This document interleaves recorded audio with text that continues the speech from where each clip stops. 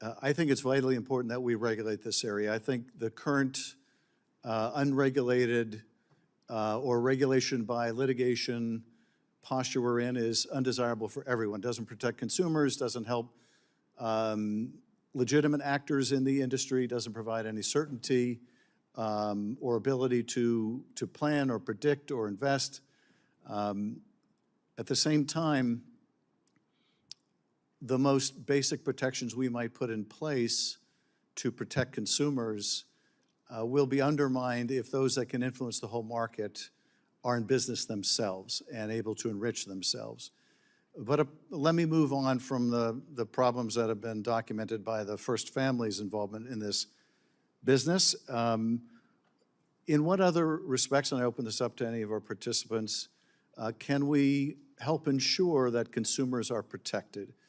Obviously, there have been some catastrophic failures of companies in this space engaged in fraud. What's the best way to protect consumers so that in the event of a catastrophic failure, they're protected? What's up, Patriots? Welcome back to Right View Nation, the one place where we cut through the lies, expose the hypocrisy, and give you the unfiltered truth that the establishment media refuses to touch.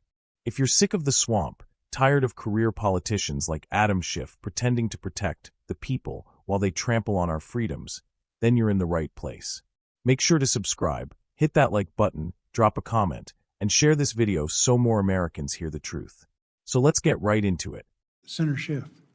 Thank you, Mr. Chairman, and thank you all for being here to testify. I think it's very important that we have good, strong, and sound regulation of this whole industry to protect consumers, to make sure that there are clear and understandable rules of the road, that there's some certainty for investors, for consumers, that there are protections in case of bankruptcy or fraud.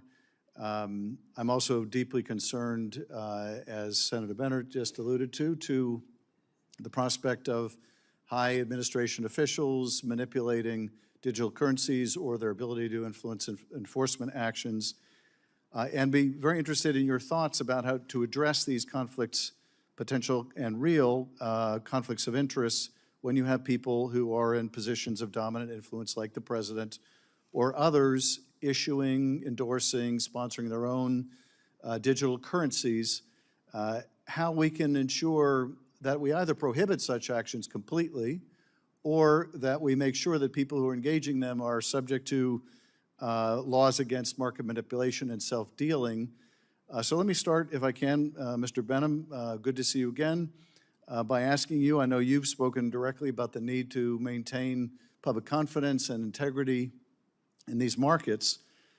Do you think public officials that have any kind of supervisory or influential role should be permitted to issue their own currencies or endorse their own currencies, or would it be the most basic and fundamental provision that should simply be banned?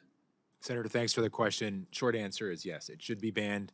And I'll say, as a former regulator, just 5 or 6 months removed, for 7 years at the commission, I took that responsibility very seriously. The weight of the responsibility as a regulator over markets and ensuring there was no conflict of interest or exposure that me or my family had to the markets I regulated. And does anyone testifying here today think it's okay, good practice, nothing to see here, for high administration officials who have influence over these markets to be able to issue or promote their own personal stable coins, digital currencies of any kind? Just to be clear, Senator, I agree that it should be banned, should be prohibited. And I would go further than the administration officials. I would say ban all those actions from any members of the House or Senate. Anyone disagree with that proposition? Senator, I know this has been a discussion among policymakers. I just wanted to note that for myself, this is admittedly outside my area of expertise, and I see this as a decision for Congress. I just wanted to say that respectfully, Senator. Well, I appreciate that, and I hope we will make that very decision, because I think it's vitally important that we regulate this area. I think the current unregulated or regulation by litigation posture we're in is undesirable for everyone. Doesn't protect consumers, doesn't help legitimate actors in the industry, doesn't provide any certainty or ability to plan or predict or invest. At the same time, the most basic protections we might put in place to protect consumers will be undermined if those that can influence the whole market are in business themselves and able to enrich themselves.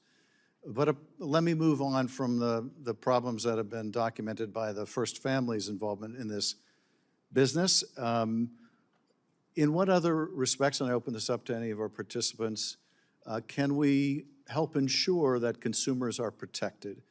Obviously, there have been some catastrophic failures of companies in this space engaged in fraud.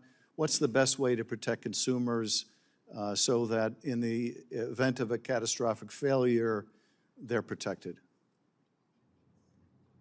Maybe I'll start off, but I think the first is acting. I think the Congress needs to act to fill this regulatory gap.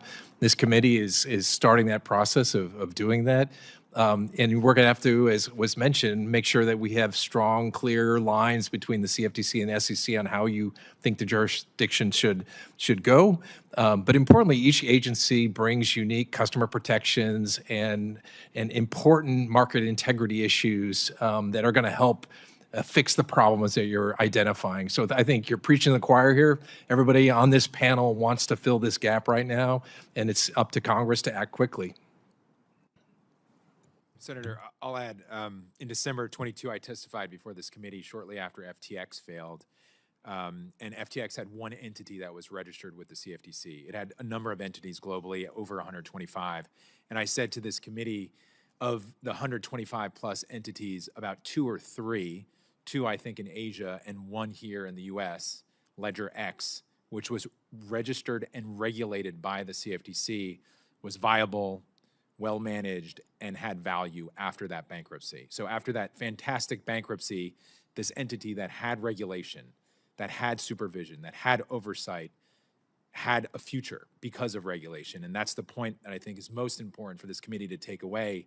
As much as there's many issues to resolve and discuss and deliberate, regulation works, and it ultimately will protect customers.